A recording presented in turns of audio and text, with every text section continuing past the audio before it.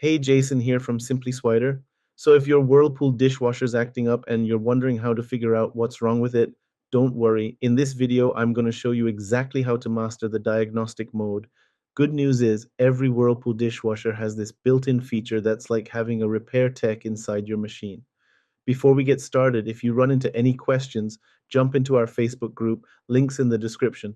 We've got thousands of people helping each other fix their appliances, and I pop in there daily to help out. Now, here's the thing about diagnostic mode. It's basically a hidden test cycle that puts your dishwasher through its paces to find problems.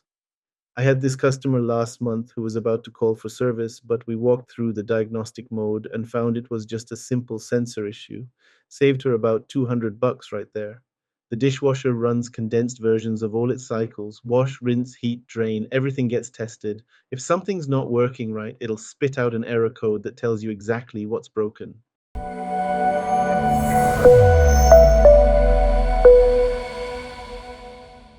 All right, so let's talk about what this diagnostic mode is really doing when you fire it up. Think of it as your dishwasher's way of running a complete physical exam on itself.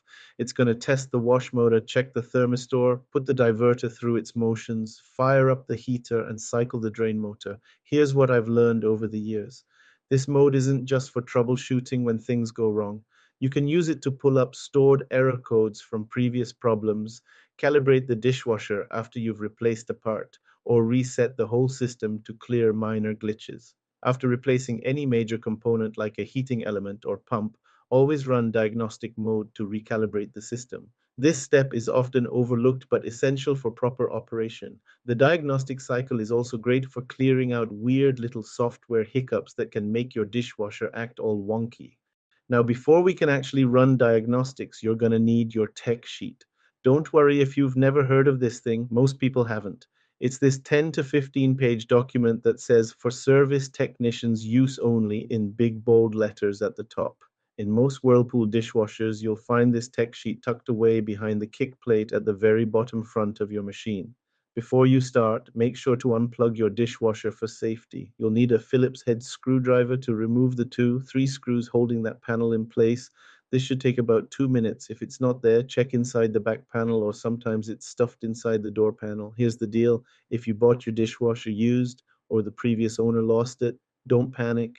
These tech sheets are available online, and honestly, if you jump into our Facebook group and ask, someone's probably got the one you need. The reason manufacturers hide these things is they figure most homeowners would lose them if they came with the regular manual. Smart thinking, really. All right, so now we're getting into the meat of it. The three keys technique works on about 90% of the Whirlpool dishwashers I've worked on. It's pretty straightforward once you get the hang of it. Start by getting your dishwasher into standby mode. That means it's plugged in and powered up, but not running anything. The display should be dark. If you're not sure, just unplug it for a few seconds and plug it back in, but don't press any buttons yet. Next, you're going to pick any three buttons on the control panel, but avoid the cancel and on-off buttons. I recommend using Sani Rinse, Heat Dry, and High Temp Wash since they're usually grouped together. Here's the critical part.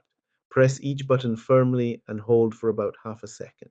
You'll press all three buttons in sequence, then immediately repeat that same sequence two more times for a total of 9 button presses. So if you pick those same buttons I use, it's Sani Rinse, Heat Dry, High Temp Wash, then repeat that pattern two more times. Keep it moving. Don't pause more than a second between presses.